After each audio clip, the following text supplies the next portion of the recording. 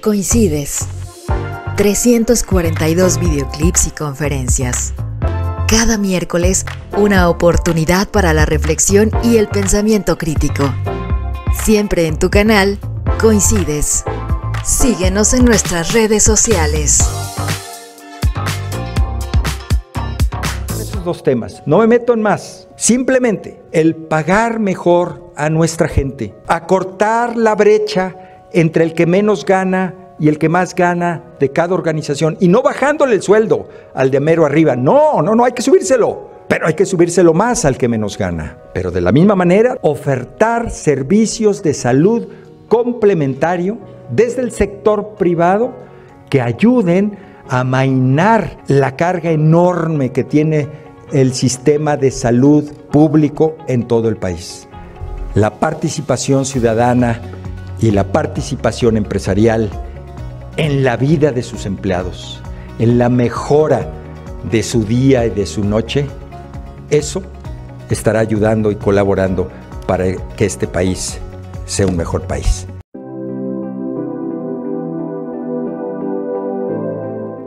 Estados Unidos celebró ayer, 8 de noviembre, las elecciones de mitad de término. Expertos en la materia anticipaban que los resultados son fundamentales para los próximos 2 años que aún restan al mandato de Joe Biden, el actual presidente.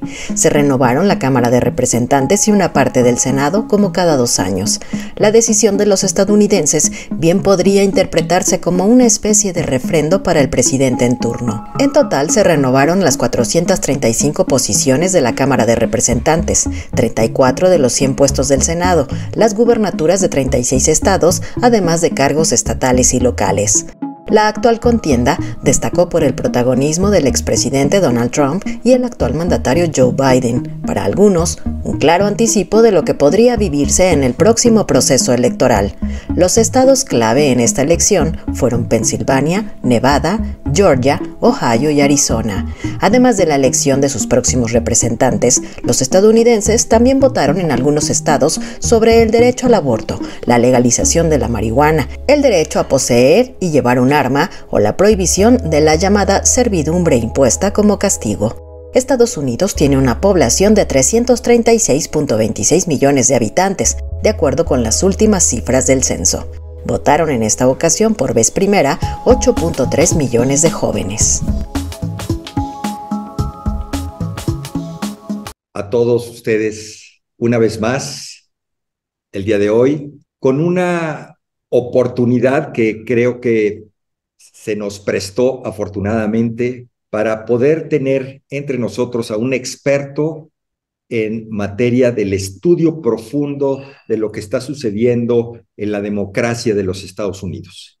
El día de ayer, apenas hace unas horas, se realizaron las elecciones intermedias de aquel país. Elecciones que se percibían iba a tener una ola roja en la que el Partido Republicano tendría triunfos contundentes en los estados clave de la Unión Americana, pero sobre todo en el Congreso de la Unión. El día de hoy, don Rodrigo Aguilar, amigo de muchos de nosotros, experto en esta materia y residente en Washington desde hace muchos años con un despacho que apoya a empresas y gobiernos mexicanos y de otros países para atender el cabildeo de aquel país. Bueno, pues el día de hoy, desde Egipto, nos estará dando sus comentarios y su análisis profundo de lo que ha sucedido en este periodo electoral, que probablemente continuará en los próximos días, porque hay puntos que todavía no se dirimen y resultados que están por verse. Hemos invitado también el día de hoy a compañeros de Coincides que nos hacen el favor de ser co-entrevistadores en esta conferencia. Don Héctor Correa, que ha vivido muchos años en Chicago, empresario que es también conocedor de lo que está sucediendo en aquel país. Lo mismo tenemos a Fernando García de Llano, empresario mexicano con mucho contacto con la Unión Americana, y a don Agustín Garza, estratega y pensador y sobre todo también analista y participante en los procesos electorales de aquel país, sobre todo desde el aspecto de la mercadotecnia política, un experto en esta área que hoy estaremos analizando. A todos ustedes, muchísimas gracias por acompañarnos y damos la voz a don Rodrigo Aguilar, que desde Egipto estará dándonos su análisis de lo que ha sucedido en los Estados Unidos. Rodrigo, bienvenido, muchas gracias. Muchas gracias a ti, a César, mi querido César, amigos de Coincide, es un placer para mí que me hayan invitado a este espacio y como bien dices, César, pues muy apropiado a partir de lo que ocurrió ayer en los Estados Unidos. Aunque yo estoy aquí en Sharm el Sheikh, en Egipto, pero bueno, junto con mi equipo pues, hemos monitoreado el tema de las elecciones desde, pues, ¿qué les digo? Desde principios de año, ¿no? Entonces tenemos una panorámica bastante completa, bastante movida, y me gustaría pues, agradecer el espacio e iniciar con un poco de contexto, César, porque es importante, antes de hablar de los resultados o de la poca información que se ha estado, digamos, ya confirmando, eh, antes de pasar a eso, sí es importante hablar del contexto de cómo llega a Estados Unidos estas elecciones. ¿Por qué? Porque hay veces que se nos olvida cómo llegó Biden y cómo llegaron los demócratas hace algunos años, y no se nos debe de olvidar que pues prácticamente, si bien Biden ganó la presidencia de Estados Unidos, el Senado prácticamente lo ganó pues por una elección extraordinaria en Georgia, y sin esa particularidad pues no hubiera sacado mucho de su agenda estos primeros años de gobierno. Entonces, también hay que tomar en cuenta que los demócratas perdieron también cerca de 8 escaños en la elección pasada, y el trumpismo pues generó más de 4 millones de votos, no de colegio electoral, sino votos populares. Recuerden que el sistema electoral es distinto. Entonces, el trumpismo, pues, yo creo que esta elección se trataba de ver qué tan vivo estaba el trumpismo, ¿no? Una vez que pasó la elección pasada presidencial, pues había muchas dudas. El tema, por supuesto, un error estratégico de la disrupción en el Capitolio el 6 de enero del 2020, pues estamos viendo que ayer ya cobró algunas facturas, pero sí me gustaría hablar un poco de contexto para lo cual les voy a compartir pantalla, porque hay temas estructurales de la democracia americana que están, digamos, ya en duda o ya se están discutiendo a partir, pues no de ahorita, sino de hace 20, 30 años, a partir diría yo, desde el movimiento de los derechos civiles en los 60 incluso, donde se viene hablando de toda pues esta evolución, involución pues la democracia americana, y que se inserta también en estos fenómenos globales de hipernacionalismos, de xenofobia, de, digamos, esta parte que ya hemos visto en otros lugares como Italia, Hungría, mismo Alemania. Entonces, no está exenta la democracia americana de estas tendencias. Vamos a empezar a hablar de la parte que yo considero que es importante, de lo estructural. Digamos, si pensamos eh, cuáles son, cuál es la problemática, cómo iniciamos hablando de la problemática. Bueno, para muchos, Estados Unidos es por mucho y de lejos la democracia más contramayoritaria del mundo. Es decir, si vemos el sistema de gobierno, el sistema electoral y el sistema de partidos, pues hay deficiencias, por decirlo así, estructurales.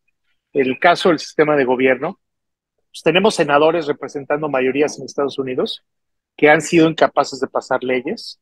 Es decir, ahí hay un debate sobre la voluntad popular versus el gerrymandering, que ahorita vamos a hablar un poquito más que es el gerrymandering. Y bueno, que los estados más poblados cuyos residentes reciben menos poder por el colegio electoral en las cámaras han crecido más por los estados pequeños.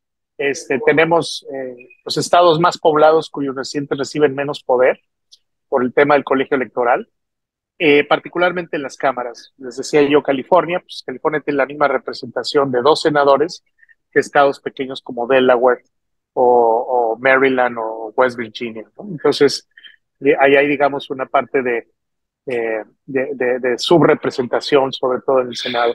Y un tema que es importante, que es la famosa enmienda 10, que tiene que ver con la supremacía de la doctrina de state rights, los estados. No hay que olvidar que Estados Unidos es una unión de estados. Entonces es muy importante desde la Constitución, desde los padres fundadores, cómo se le ha dado, digamos, una preponderancia y una libertad a los estados para que decidan sobre pues muchos temas que atañen a sus poblaciones. Es decir, si comparáramos algún otro sistema como Australia, pues bueno, pues no tienen, digamos, las regiones y los estados más incidencia que los estados de Estados Unidos. Entonces es una parte importante en cuanto al sistema de gobierno. El sistema electoral, pues el gerrymandering, que es la forma de distritar de manera, digamos, a modo, según las demografías, según las intenciones de voto, que tanto republicanos como demócratas usan a su conveniencia, ¿no? Y bueno, la administración electoral, hay muchas deficiencias de administración electoral, ya lo vimos ahora con el tema del COVID, el voto por correo, los intentos de supresión de voto, que eso es muy interesante, como lo hemos visto en Estados Unidos, como lo vimos en la elección en Brasil, cómo sigue siendo un factor de inhibir que la gente salga a votar, cómo se disminuye el número de casillas en lugares de alta densidad poblacional, y bueno, cosas tan ridículas como prohibir dar agua en las filas de votación, ¿no? Esto para, digamos, suprimir. Y bueno, pues el tema de los financiamientos en las campañas sigue siendo un tema, pues, escandaloso, ¿no? En particular por las acciones de los comités de acción política, pues, que recaudan sumas tremendas de dinero para las elecciones, ¿no? Y bueno, pues en cuanto al sistema de partidos, pues tenemos el sistema bipartidista y la polarización de los partidos políticos, que yo creo que esa es una particularidad de esta elección y de la elección pasada, cómo se han, digamos, polarizado al interior de los partidos políticos. Esa es la problemática hoy, digamos, como democracia, ¿no? Si vemos los tres sistemas, el de gobierno, el electoral y el de partidos. Y bueno, si habláramos, por ejemplo, del tema del gerrymandering, pues es una forma de distritar a modo basada en Eldridge Gerry, que en realidad pues se cuestiona uno si realmente es la voluntad de la mayoría o no. Y les explico, en realidad pues son formas de distritar de tal forma que beneficia perjudica a un actor o a otro, ¿no?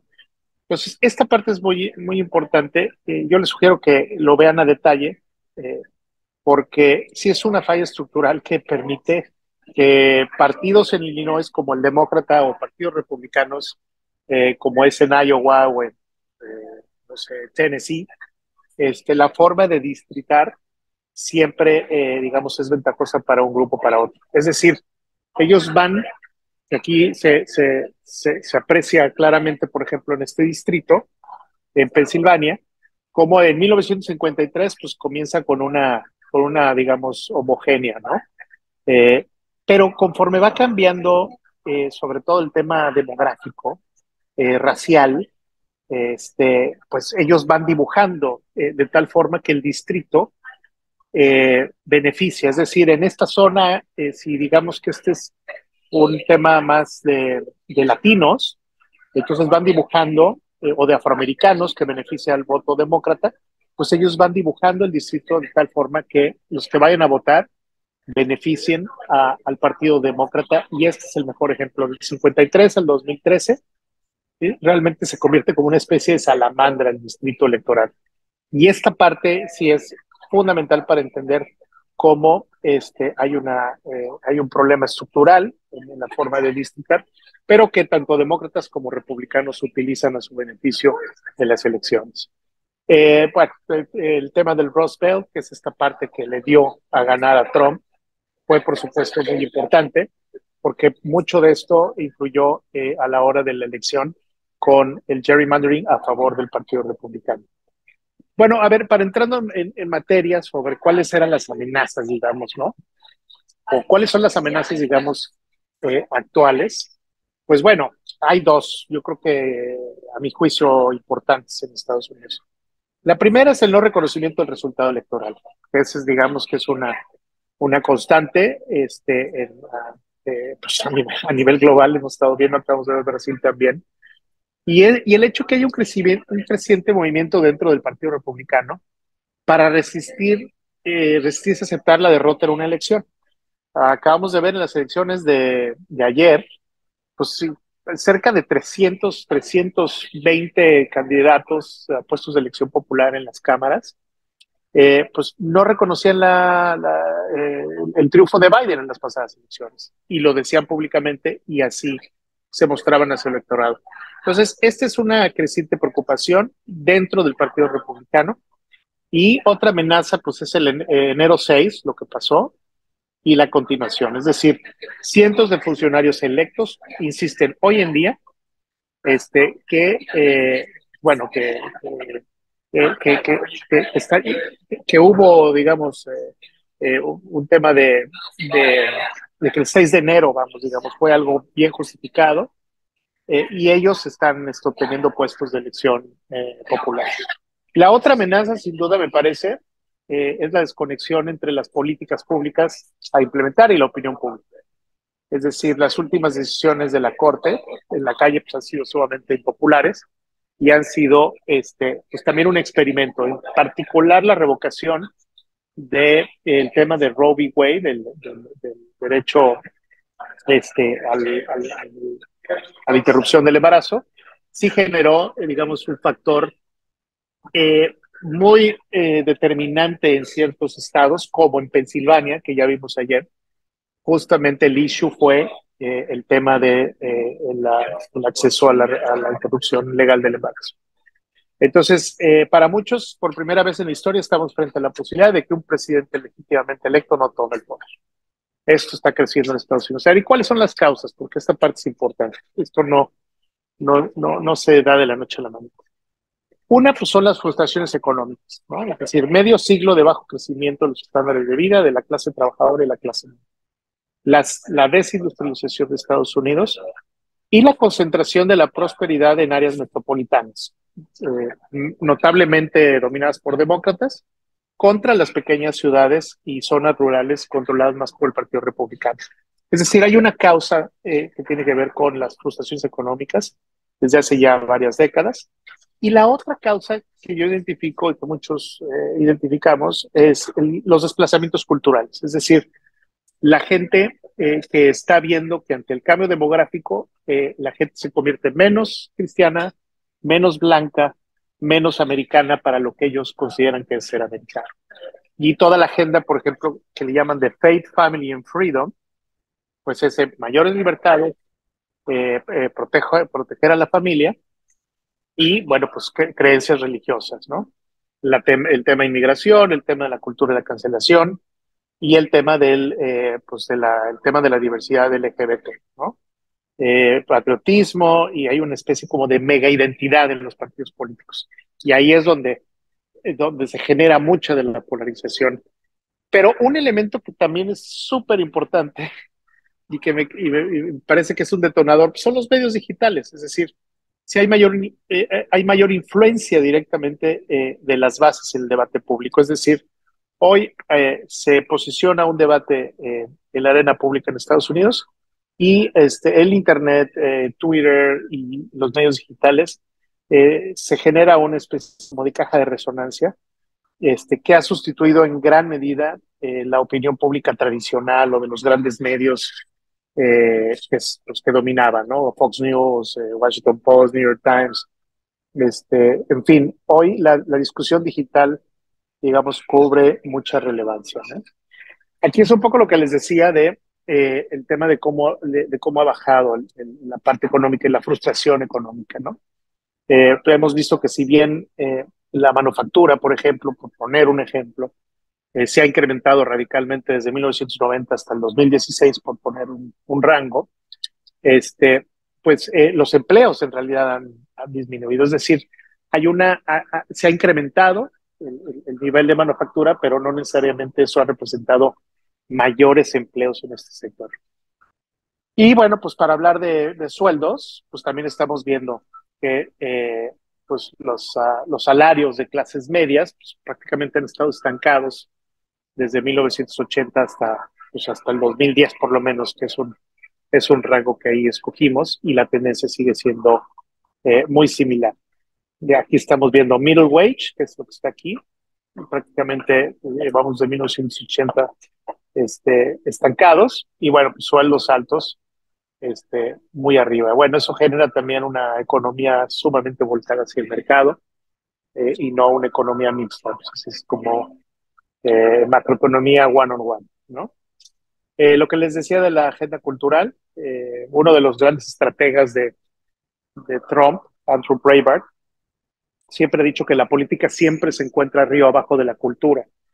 Entonces, en estricto sentido, los estrategas y digamos el discurso de Trump desde el inicio ha sido irse por el tema de las ansiedades culturales o los desplazamientos culturales que le han llamado, que para movilizar a las bases. Es decir, Estados Unidos está convirtiendo en más latino, en más afroamericano, en más asiático y menos americano, y eso ha generado una movilización importante.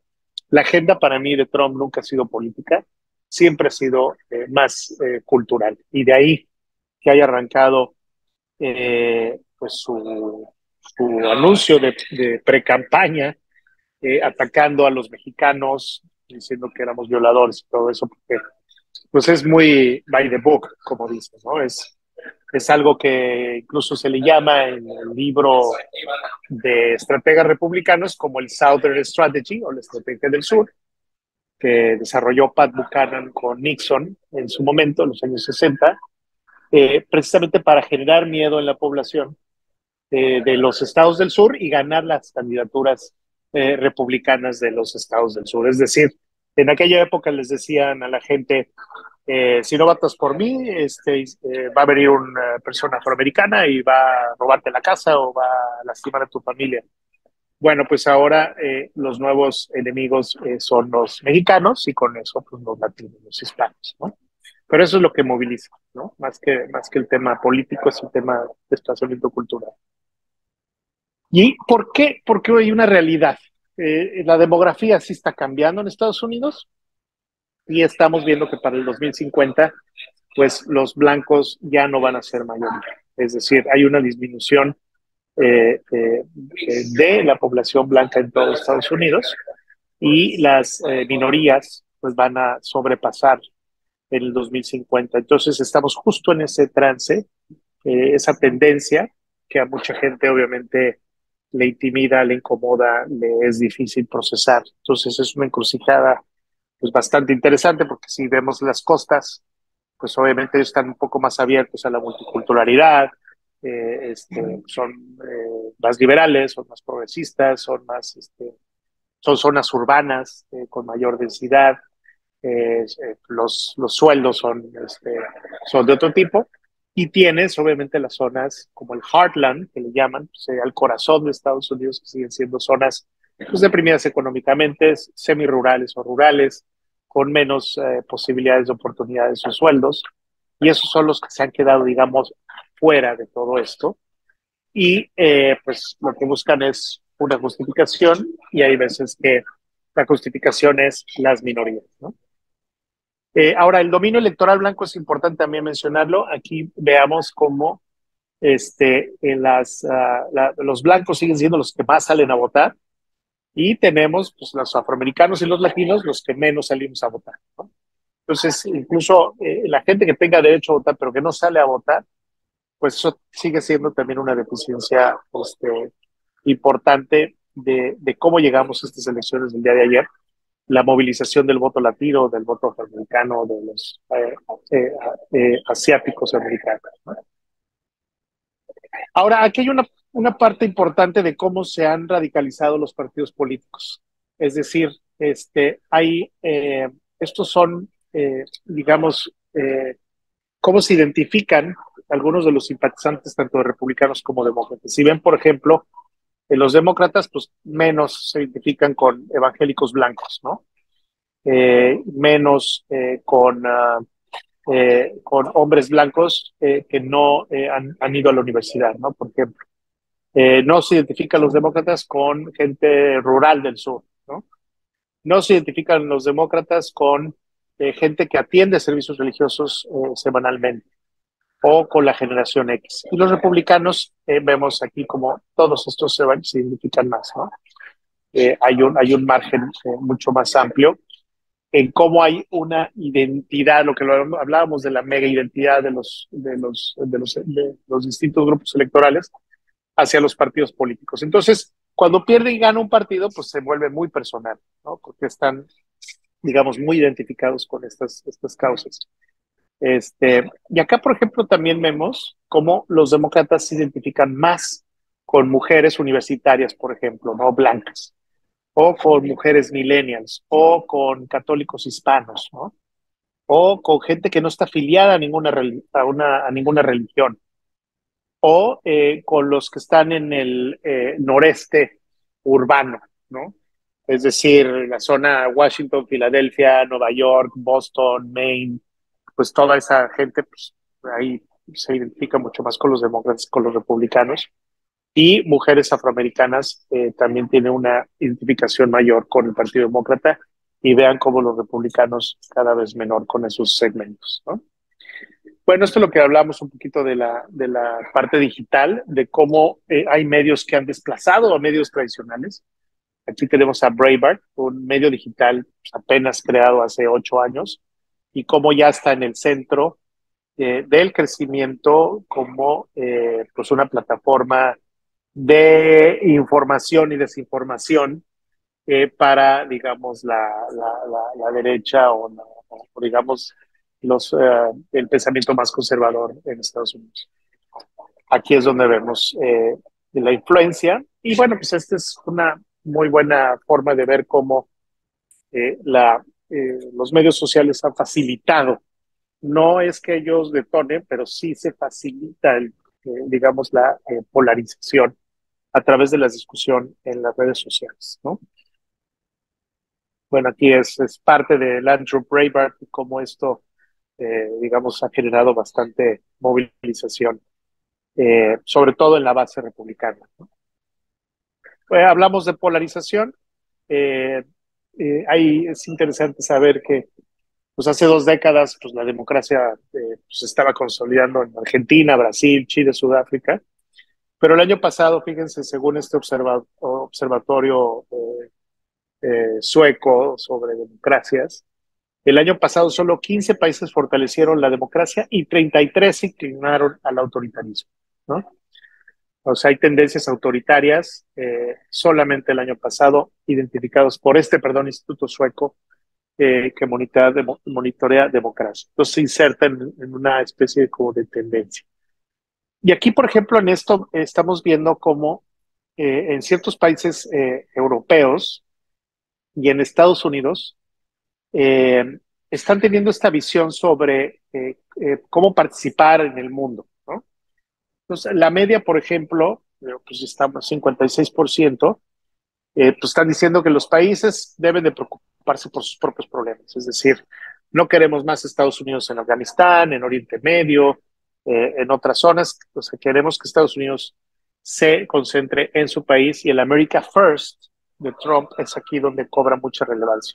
O el Brexit o las expresiones ultranacionalistas en Italia es hemos descuidado a nuestro país, es un neonacionalismo y entonces tenemos que volcarnos a ver a nuestros países y los demás, pues no importa, ¿no? Y bueno, pues tenemos también de izquierda, ¿no? O sea, tenemos Bolivia, tenemos países que también han decidido voltear más hacia sus países y eso tiene una atracción electoral muy importante.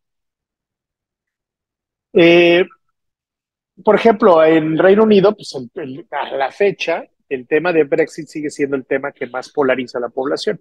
Entonces ahí tienes un ejemplo de lo que estamos hablando de polarización.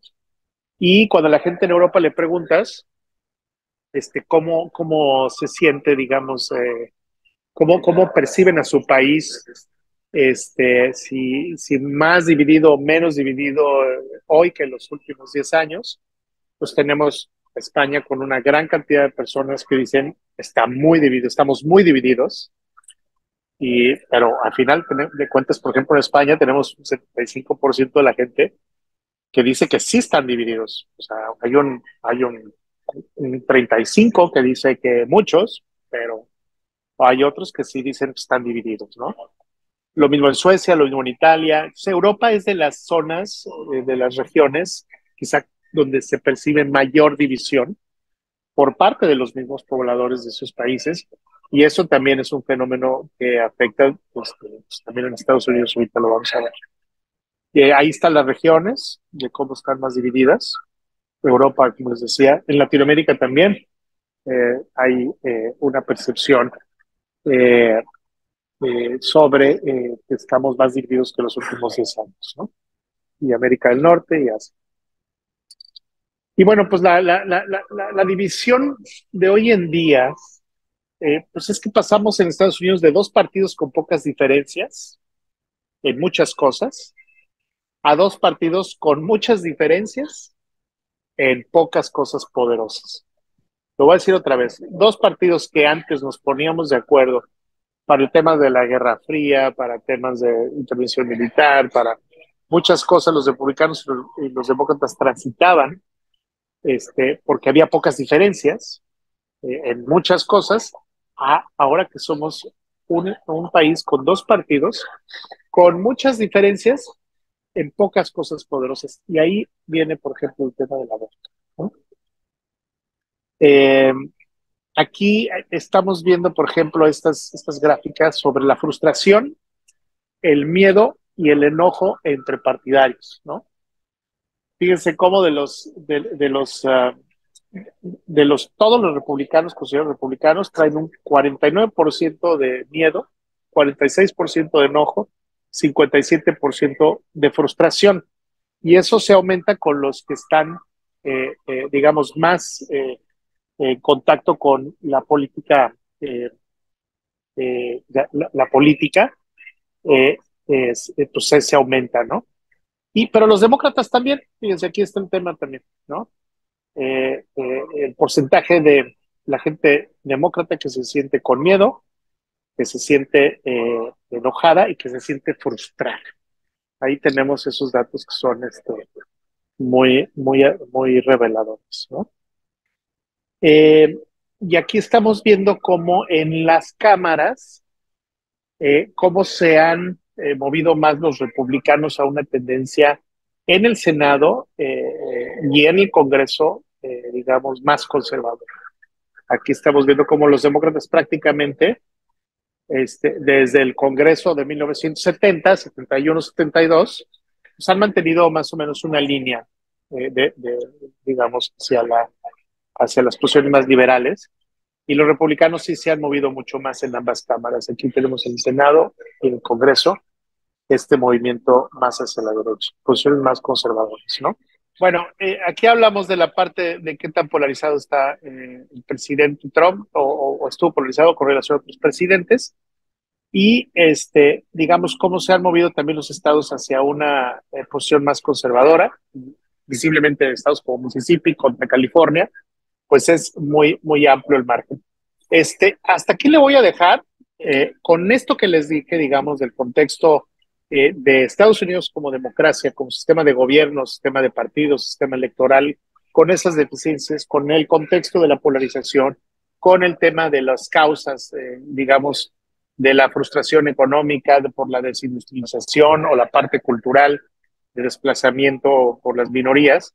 Así es como llega la famosa, digamos, ola Trump, que ya vimos que no fue tan fuerte, pero que simplemente, por ejemplo, en los casos como Pensilvania, donde el tema del aborto, como decía, fue un issue muy importante, pues hasta la fecha, los resultados de ayer en realidad nos están arrojando que si bien van a ganar, si ganarían la mayoría en la Cámara Baja, sería por 2 o 3 diputados más. ¿Y eso qué implicaciones tiene? Tiene implicaciones muy importantes, sobre todo para Trump, porque es una derrota moral de Trump, ¿no? Es decir, muchas candidaturas sí se dieron cuenta que es muy tóxico y que no necesariamente les ayuda a aumentar la votación. ¿Qué otro aspecto es importante? Que si bien yo creo que el Senado ahora, por ejemplo, el tema en Georgia está muy cerrado, este, y es muy probable que vayamos a una otra elección, una elección extraordinaria, donde ese escenario pues beneficia sin duda a los demócratas. Estamos viendo en Arizona que la candidata demócrata es muy probablemente que sea gobernadora. Estamos viendo como ventaja también en Nevada, que era otro estado clave en esta elección, cómo está aventajando los demócratas. Y bueno, en Wisconsin, que también se pretendía un poco cerrada, y me estoy refiriendo a aquellos estados que iban a ser clave y que fueron claves y estuvo muy cerrada la elección para el Senado. Porque eso, la elección de ayer, en realidad, se entiende su importancia por el Senado. La Cámara de Representantes también, pero ya vimos estos márgenes que hasta antes del verano la gente y bueno, las encuestadoras y todas estas organizaciones que hacen estudios de opinión, le daban una ventaja a los republicanos de entre 25 y 30 congresistas. Hoy, ayer, estamos llegando a que si ganan por 2 o 3. Entonces es muy importante porque muchas cosas pasaron los últimos 4 meses hasta el día de ayer. Y una tiene que ver, por ejemplo, con el derecho a decidir de las mujeres sobre la interrupción del embarazo. Les voy a dar un dato. En Kansas, después de la revocación del fallo de la Corte, en Kansas hizo un referéndum, Kansas, un estado rojo, republicano, conservador, sobre el tema del aborto. Si tú pensabas o dabas por hecho que Kansas iba a votar en ese referéndum a favor, digamos, de la prohibición del aborto, pues se equivocaron porque el referéndum salió totalmente al revés. Es decir, si tú ibas a la calle y le preguntabas a la gente, oiga, ¿usted está de acuerdo con el aborto? Por supuesto que no, eso es muy malo. Pero a la hora que le preguntas a la gente, oye, te vamos a quitar este derecho, ¿estás de acuerdo? Pues ya vimos que la mayoría dijo, no, no estoy de acuerdo con que me quites ese derecho. Entonces, ese es un dato muy importante de cómo empezó a incidir en el ánimo electoral la revocación de Roe v. Wade, que déjenme les digo una cosa, esto de Roe v. Wade, ¿por qué es importante? Porque también en los años 70, cuando se aprueba el fallo de Roe v. Wade, también dividió al país.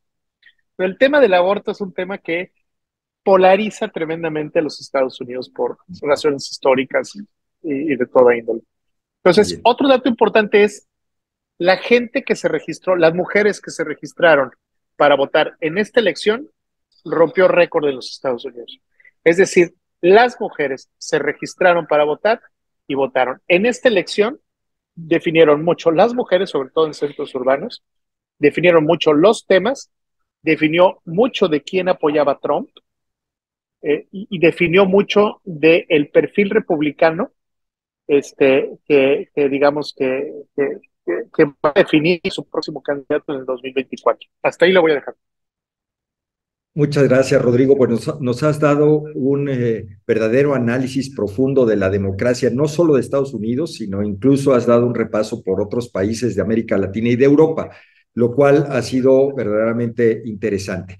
A mí me gustaría escuchar a Agustín Garza, que como ya lo comentábamos al principio, es un pensador, es un analista y sobre todo observador de lo que está sucediendo en la democracia de los Estados Unidos al participar desde su óptica de campañas políticas, mercadotecnia. Su gran especialidad es la formación de marcas, pero también en esta ocasión ha participado con una campaña interesantísima en California. Así es que, Agustín, es un gusto tenerte el día de hoy con nosotros. Sabemos que estás en una aventura por ahí en medio del territorio profundo de California y te has dado el tiempo para participar. Así es que nos interesa mucho tu comentario. No, hombre, con mucho gusto y perdón las fachas aquí. Una disculpa por el look. Pero oye, Rodrigo, realmente qué interesante presentación y qué clara.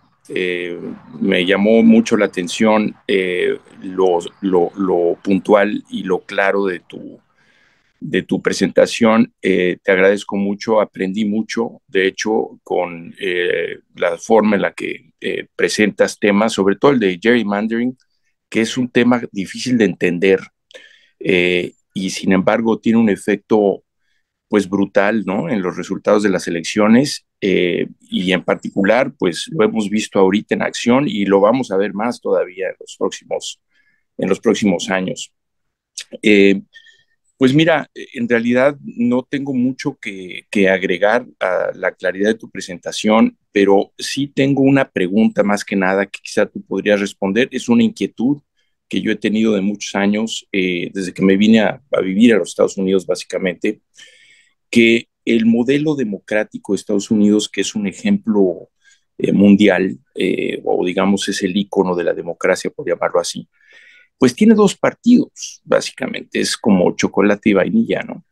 Y yo me cuesta un poco de trabajo verlo, ver una partida tan clara, tan blanco y negro. Me cuesta un poco de trabajo verlo como una democracia real. Eh, Digo, aquí entre nos casi me parece que México es más democrático que Estados Unidos en la perspectiva de que tenemos partidos múltiples muy activos, mientras que aquí no. Aquí son el chocolate o el vainilla. Me gustaría escuchar tu opinión eh, con respecto al efecto que tiene esa división tan puntual entre dos partidos y que entiendo que existen rangos ideológicos estructurales dentro de cada uno de ellos que te acercan o te alejan, digamos, de un centro. Sin embargo, siguen participando bajo la bandera partidaria cada uno de los dos, pero son dos. Y me gustaría saber cómo visualizas tú eso en contexto de la democracia y cómo ves tú que vaya eso a evolucionar, porque ya cada vez más se está encontrando una fracción muy fuerte en ambos lados. Y me gustaría saber qué opinas con respecto a esa, o cómo proyectas tú ese tema. Sí, cómo no, Agustín. Pues bueno, a ver, es un anacronismo el tema, por ejemplo, del sistema electoral y de los colegios electorales, porque pues, se obedeció también a la época en la que los estados del sur tenían una menor representación, pues porque no votaban ni los afroamericanos ni los nativoamericanos, y entonces pues prácticamente ni las mujeres. Entonces había también una forma como de sustituir eso a partir del colegio electoral, es decir, no hay, y eso es una deficiencia, una particularidad del sistema político americano, que en realidad entre el representante y el representante siempre hay un intermediario. Siempre hay un intermediario entre uno y otro, y eso siempre, digamos que hasta la fecha es el caso. Ahora, el tema del bipartidismo pues, sí obedece también a más, pues, temas incluso más constitucionales, ¿no? Porque eso está ligado al colegio electoral nuevamente. Si no gana un partido la mayoría, el ganador lo nombra el Congreso. Entonces, por eso es que en realidad siempre han sido dos partidos y que son coaliciones semi-permanentes, ¿no? Es decir, no necesariamente es el Partido Verde va a ser así, sino son dos partidos donde ahí más o menos, y los independientes que han sido hay veces que ha sido el partido, no partido más grande en Estados Unidos, es el que define elecciones. Lo vimos en la elección de Obama, en la primera, en la segunda, el voto independiente realmente es el que le dio la victoria a Obama, que al final se movió hacia el Partido Demócrata. Entonces, son particularidades del sistema político que no van a cambiar. Perdón, es decir, no veo un sistema multipartidista en Estados Unidos. Va a haber expresiones, las hubo, expresiones independientes, como se acuerdan esa de Ross Perot, ¿no? Por ejemplo. Expresiones de candidaturas independientes, pero no veo que ese vaya a ser el caso en Estados Unidos. Y creo que sí, de esa manera, pues es como se han decidido organizar ellos. Muchas gracias, Rodrigo. Gracias, Agustín, por tu comentario. Y me gustaría escuchar también a Héctor Correa, otro mexicano que se ha desarrollado empresarialmente en el medio oeste americano, en Chicago, con una relación muy cercana con México, pues que nos dé su perspectiva ante lo que hoy Rodrigo nos ha expuesto tan profundamente. Héctor, por favor. Gracias, César, gracias. Pues miren, no quiero repetir lo que ya se dijo, yo creo que Rodrigo dio una buena apreciación general de cómo funciona el sistema de gobierno en Estados Unidos y de los vicios en los que está cayendo ese sistema de gobierno. Para mí la verdad es que el sistema electoral de Estados Unidos no representa, como dijo Rodrigo, los deseos de la población, tanto así que hay iniciativas que el 80% de la población favorece, como el control de armas, pero que no van a ver la luz del día en el Congreso ni en el Senado por las influencias del dinero, de los intereses de Estados Unidos. Um, lo que yo quiero agregar es que desde mi percepción, digo, ahorita mucha gente está como pensando que pasamos una prueba democrática en Estados Unidos porque la ola roja no se dio. Yo soy más escéptico en eso porque en realidad quienes determinan los votos electorales en Estados Unidos son los estados, a diferencia de México, donde hay una figura federal, sobre todo para elecciones de presidente, ¿no? Independiente en Estados Unidos, quienes determinan o quienes validan los votos en cada estado son los secretarios de estado, el Secretary of State. Y hay una o sea, en los estados rojos realmente hay muchos election deniers, muchos candidatos election deniers en puestos claves, que ellos son quienes van a determinar o quienes van a dar el gane en las próximas elecciones de presidente. Y eso es un tema muy preocupante porque muchas de esas personas simple y sencillamente dicen, no, o sea, Trump ganó las elecciones pasadas. Entonces, aunque sí hay no fue una ola roja a nivel federal de senadores y diputados, gobernadores. Sí es muy preocupante el tema de que a nivel local, muchos de estos candidatos van a ser elegidos, de hecho fueron elegidos en todos esos estados rojos y van a tener una gran influencia en cómo se van a determinar las elecciones federales para presidente en el 2024. Y si Trump se lanza como candidato, que no veo ningún motivo por qué no, va a ser una polarización más ácida, más extrema, y creo que las elecciones de 2024 tienen un riesgo de violencia mucho más grande que las anteriores. Esa es mi opinión. Bueno, a mí me parece, Héctor, muy pertinente lo que acabas de decir, porque justo esa es una gran preocupación. Como dijiste, los administradores electorales son los Secretary of States, y esos son funcionarios que ya están muy adoctrinados con respecto al no reconocimiento. Pero quien valida también esto es el Congreso. Entonces, yo sí comparto tu pesimismo, pero con el tema de que va a haber una mayoría republicana por 2 o 3 diputados, eso, digamos que no me pone tan pesimista como si hubieran ganado por 30, ¿no? Yo creo que esa es la parte que cambió en las últimas 24 horas. Sin duda, el nivel de polarización política va a seguir, sin duda, le van a dar fuelle, ¿no? Principalmente la derecha conservadora, a todas estas cosas, pero ahí vienen candidatos y figuras como DeSantis en Florida, que realmente pueden estar subiendo en el espectro conservador y pueden en algún momento pues generar mayores simpatías con esa derecha más al centro, eh, eh, disasociándose a partir de toda esta fallida ola roja de Trump y generar un candidato conservador pues menos estridente, aunque estamos viendo la misma estridencia y la misma eh, digamos, corte conservador radical, ¿no? Por decirlo así. Pero bueno, estoy de acuerdo contigo, Héctor, es una preocupación, pero yo creo que estaba más preocupado el domingo que ahora. Así es. Bien, si les parece, ahora escucharemos a Fernando García de Llano, empresario también mexicano, jalisciense, que pues tienen una relación permanente con los Estados Unidos y es una percepción también desde otro punto de vista de lo que ha sucedido el día de ayer en las elecciones de la Unión Americana. Fernando, tu comentario, por favor. Yo he hecho algunos negocios en la Florida y en efecto veo la imagen de Ron DeSantis. Es una imagen aceptada dentro del estado que ha ido generando adeptos también en el resto del país y que tiende a ser un republicano más parecido a lo que eran antes los republicanos que a esta ola trumpista.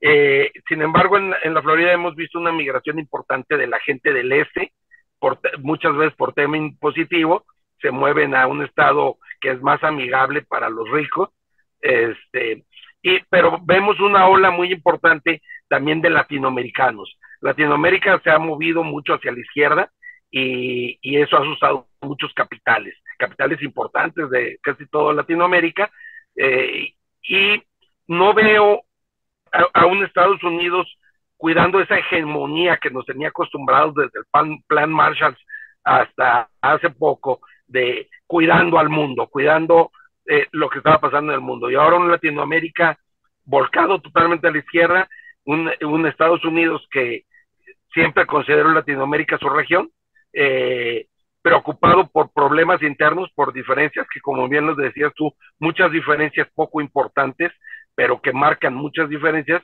Un presidente Biden que viene de la vicepresidencia de Obama, que sí era un presidente internacionalista, y que tiene que concentrarse en problemas de popularidad y problemas internos. Y entonces vemos a un Rusia tomando Ucrania y tomando posiciones y sin tener una respuesta. Vemos a China metiéndose por Latinoamérica a dominar parte de la economía de América, y los Estados Unidos enfrascados en este pleito interno. ¿Qué ves tú, Rodrigo, para los próximos años de si Estados Unidos va a perder esa hegemonía por resolver sus problemas internos, o vamos a ver en el futuro que vuelve a tomar el interés y el control de lo que sucede a nivel mundial?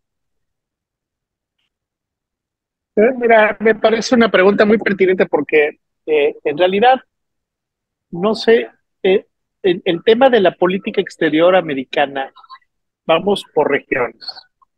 Hacia Oriente Medio ha sido de dejar más manos libres. Y ahí tienes la crisis del aeropuerto de Kabul el año pasado, ¿no? Que no empieza con Biden, empieza con Obama.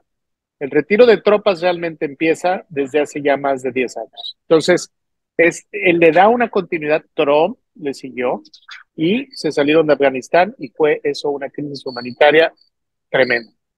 Lo mismo con la salida en Irak. Lo que estabiliza la región de Oriente Medio son 2, 3 países con los cuales Estados Unidos tiene sus acuerdos: Arabia Saudita, imagínense, ¿no? Israel, Egipto en alguna forma, y Turquía, ¿no? En Asia tiene una problemática muy importante por el factor de China. Ahí se están metiendo con Taiwán, es un juego muy arriesgado, pero bueno, ahí es donde realmente está el factor importante. Y hacia América Latina, a ver, en realidad la política exterior de Estados Unidos hacia América Latina se ha decidido, y sobre todo en la época de Trump, desde Florida. Es decir, 2 senadores realmente son los que han definido la política exterior hacia toda una región, y eso pues es con fines políticos electorales, por la diáspora cubana, por la diáspora venezolana, por las diásporas que dices, digamos, un poco de cuello blanco, que han estado incidiendo en esos 3, 4 senadores que ahora presiden las comisiones de relaciones exteriores, ¿no? Entonces, sí hay mucha incidencia, aunque eso tiene sus orígenes desde la Revolución Cubana, ¿eh? Es decir, estas diásporas fueron empoderadas política y económicamente porque favorecían una narrativa de Guerra Fría que permitían enseñarle a Estados Unidos lo que eran esos regímenes en Cuba y en todos estos países. Pero bueno, por eso entendemos por qué hay una subrepresentación de los mexicanos en Estados Unidos. Por eso la gente dice, oye, ¿por qué hay 3 senadores cubanoamericanos y hay 2 ahí como medio mexicoamericanos, pero que no pinten cuando somos 35 millones? Bueno, pues es que ahí hay una lógica también histórica importante. Yo hasta ahí dejaría mi comentario, Fernando. Fíjate, qué importante lo que nos acabas de comentar y precisamente es de los temas que más nos gusta subrayar, la participación de la ciudadanía en la política a través de los canales establecidos por la democracia. Y esto que comentas de la incidencia de la diáspora cubana, sobre todo venezolana y de otras regiones latinoamericanas a través de sus senadores de Florida en la política exterior de los Estados Unidos es fundamental. A mí me gustaría preguntar sobre este tema a Héctor Correa y Agustín Garza, que lo han vivido en carne propia. Héctor, por favor, tu comentario y después nos vamos, si te parece, Rodrigo, directo con Agustín para que también comente al respecto. Héctor. Muchas gracias, César. Antes de pasar al tema cómo nos influye en Latinoamérica, quiero hacer más un comentario. Yo creo que, Rodrigo, tienes razón en que no fue una ola roja tan impresionante como se esperaba y que el Congreso va a quedar con muy poca diferencia. Sin embargo, yo creo que les recomendaría a toda la gente de México y de Coincides que observemos muy bien el mensaje de que muy probablemente vaya a ser el nuevo Speaker of the House bajo el control republicano, que es Kevin McCarthy, que es de los republicanos uno de los más extremistas en los temas de que election deniers, en los temas más controversiales del Partido Republicano, ¿no? Y yo creo que aunque sea nada más por dos republicanos que va a tener el control del Congreso, Kevin McCarthy va a alinear a todos los congresistas republicanos y va a empujar los temas que más dividen a la población y los va a poner en el frente de la discusión y va a hacer correcta o incorrectamente todo lo imposible por restaurar a Trump como la figura central del Partido Republicano en los próximos 2 años antes de la elección. Kevin McCarthy yo creo que es una de las personas más tóxicas en la política estadounidense y si queda como Speaker of the House, pues hay algo que es algo que debemos observar muy cercanamente, sobre todo en el tema de los intereses de Estados Unidos hacia el extranjero. Independientemente de México, Latinoamérica, Europa, Kevin McCarthy es uno de los grandes o de las personas que más fuertemente apoya el tema de America First. Es un trumpista 100%. Y si él queda como Speaker of the House y realmente es el que tiene el control de las casas de gobierno, de la Casa de Representantes, pues no creo que realmente vaya a haber una gran diferencia no creo que veamos un cambio en cómo la atención que Latinoamérica, en este caso en particular, recibe de Estados Unidos. Yo creo que Estados Unidos es esa parte de que Estados Unidos se preocupaba por tener democracias sólidas a su alrededor. En América Latina ya no existe esa preocupación de Estados Unidos por tener democracias sólidas. Esa es mi impresión. Es simplemente un interés económico.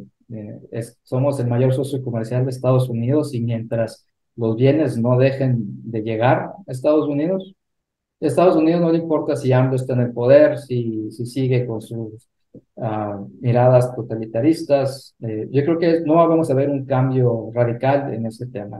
Esa es mi impresión. Gracias, don Héctor. Agustín, por favor, tu comentario. Sí, gracias. Fíjate que el tema de la segmentación de la población de habla hispana en los Estados Unidos es muy complejo. Como lo señala Fernando, tienes un modelo hispano de habla hispana en Florida, digamos en la región este y suroeste de los Estados Unidos, que es realmente, desde el punto de vista de perfil, es muy distinta a las regiones centrales y al oeste. Y por consiguiente desde el punto de vista de paqueteo, es muy complicado realmente esa segmentación y no está claramente definida digamos, desde el punto de vista político está un poco más claro que desde el punto de vista social. Y yo lo que sí veo, vivo en California, es de que el perfil, digamos, mexicano primordialmente, un tanto salvadoreño, centroamericano que habita en los Estados Unidos tienen un rol más rural, un rol de cuerpo de labor en los Estados Unidos, que aquellos que habitan en el este, que vienen más de Sudamérica o de la zona norte de Sudamérica, aunque también Honduras, etcétera. Y tienen una fuerza económica empresarial más marcada y por consiguiente una mayor atención en el gobierno, en el Senado y en el Congreso. Entonces, nosotros trabajamos aquí bien duro para promover el voto, para la participación de los mexicanos aquí en California. Es muy difícil, es difícil encontrarlos, es difícil identificarlos. Está la segmentación chicano de los mexicano-americanos que se relacionan en diferentes aspectos culturales con Estados Unidos más que con México y viceversa, ¿no? Entonces, bueno, mi observación es de que dado el crecimiento de la población en Estados Unidos de origen hispano, y dado el reto que existe cultural y de razas, ¿no? El conflicto de razas que se está generando, especialmente con la pérdida de poder de la raza blanca, creo que los años que vienen, 4 o 5 años, va a ser muy crítico el ayudarle a esta comunidad de autodefinirse desde el punto de vista no nada más electoral, sino cultural, y no lo está ahorita en este momento. Está muy difícil. De hecho, un comentario breve, una observación breve, es de que el uso del perfil hispano-mexicano en particular, por parte sobre todo del gobierno, es más dado hacia los problemas de migración, mientras que aquellos que vienen del norte de California, el que viene con la línea cultural de Cuba, hay un interés en catalizar más a ese perfil de origen hispano por su personalidad empresarial. Entonces, esa división yo creo que se tiene que consolidar de alguna manera para poder realmente ser un cuerpo sociopolítico más efectivo en el futuro. Fernando, ¿quisieras agregar algo a esto comentado recientemente por Agustín y Héctor? No, pues es que está muy claro y bueno, ellos viviendo allá lo tienen más claro, ¿no? Sí vemos muchos latinoamericanos en Estados Unidos, pero somos de diferente corte, ¿no? Y no nos unimos como ha pasado en toda Latinoamérica, ¿no? No ejercemos esa fuerza, cada uno ve por sus propios intereses y creo que eso es lo que ha hecho que exista esa subrepresentación de los latinos en las cámaras, ¿no? Es muy claro y ahorita Agustín lo dijo más que claro. Muy bien. Bueno, pues si les parece, vamos a cerrar la conferencia. Ha sido un repaso muy interesante con diferentes puntos de vista, sobre todo aderezado por la experiencia de Agustín, Héctor, Fernando en los Estados Unidos, viviendo allá, haciendo negocios allá y sobre todo haciendo un análisis desde otra óptica de lo que ha sucedido en las elecciones intermedias de los Estados Unidos el día de ayer.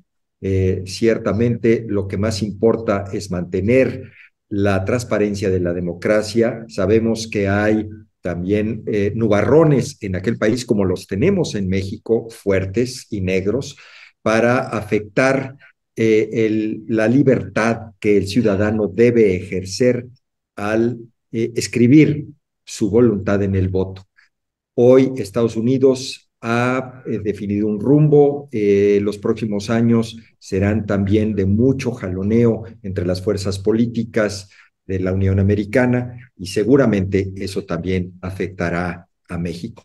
Yo les agradezco a todos ustedes el que nos hayan hecho el favor de acompañarnos en esta conferencia de Coincides, donde analizamos un aspecto que para muchos de nosotros es lejano, pero para la mayoría de los ciudadanos de México es algo que le impacta muy cercanamente, porque la Unión Americana no nada más es nuestro socio comercial más importante, sino que es nuestro vecino, nuestro aliado, nuestro familiar, porque tenemos tantos lazos con mexicanos que ya son norteamericanos y que tienen su vida hecha en el norte del país. Bueno, pues tendremos que entender cada vez más a profundidad lo que sucede en la relación de Estados Unidos y México, también como consecuencia de las decisiones que toma la Unión Americana. A todos ustedes, muchísimas gracias por acompañarnos. Esto ha sido una edición más de Coincides. Hasta la próxima.